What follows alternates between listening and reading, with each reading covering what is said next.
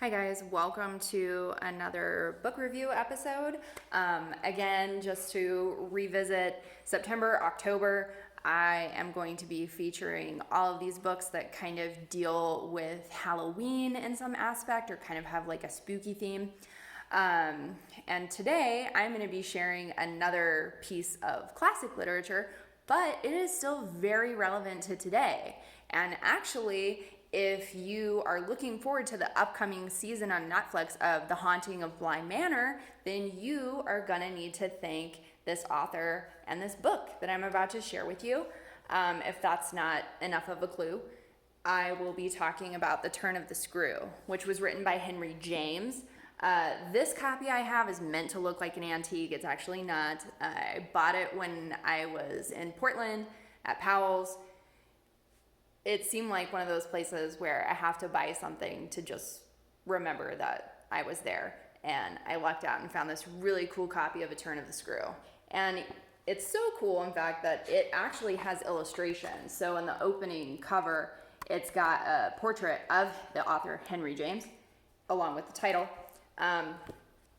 So what's interesting is that this book has a lot of horror themes that we still use to today.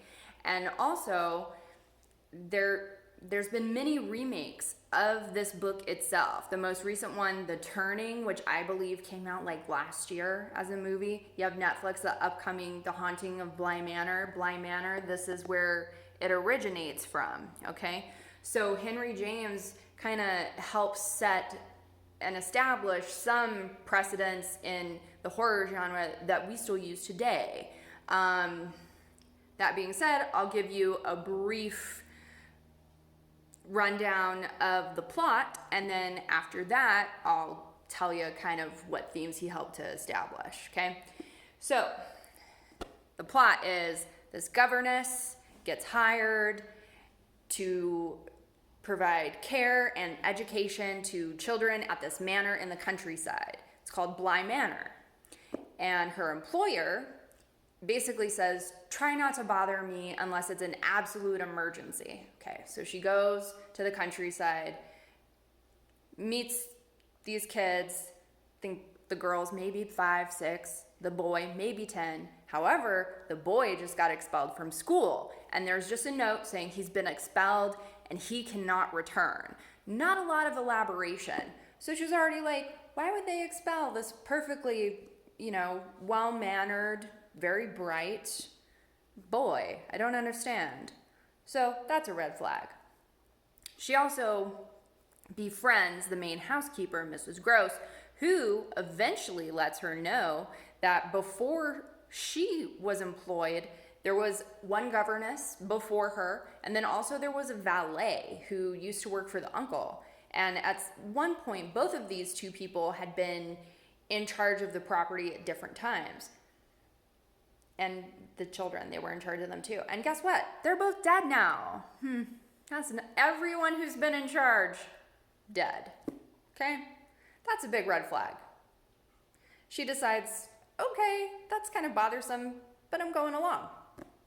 But then she starts to see these spirits, basically. And she wonders, am I crazy? The children see them, right? They have to see them. Do they see them? If I tell someone, like Mrs. Gross, will she acknowledge that she's maybe seen them too? So she kind of does what she can to not lose her mind. And then it just kind of tacks on from there. So I'm not going to go too much further because I really don't want to give away the ending. But again, what Henry James helped establish is that old houses in the English countryside are creepy, kids are kind of creepy, and that ghosts, for whatever reason, tend to really like to tie themselves to children or haunt them in some way, and possibly maybe even do them harm. But then it also is really good at establishing kind of what you see a lot of adults go through in the horror genre of, did that actually just happen? Am I seeing things? Am I going crazy? And if I tell somebody, are they gonna think I'm crazy? So that's all very important. And it's still stuff that we use today. And depending on who you are, you'll find any of those things still scary. But things to remember, if you decide to read this book, you're probably not going to find it very scary. I didn't find it scary. But remember, what they found scary back then, we're probably not going to find very terrifying now. Because if you think about it, even though we still use those certain things when telling a scary story or making a TV show or a scary movie, even though we still use those things, we use them differently now, okay? A ghost story isn't necessarily enough. It's, you know, you would have to see a lot more than just like this spirit that like vanishes in and vanishes out. You know, other things. It's a lot more amplified than it would be in this book, which after seeing just like a preview of The Turning, I can already tell there's going to be some serious differences. But again, our idea of what we find entertaining and scary is very different than this book, which is now well over 100 years old. Okay?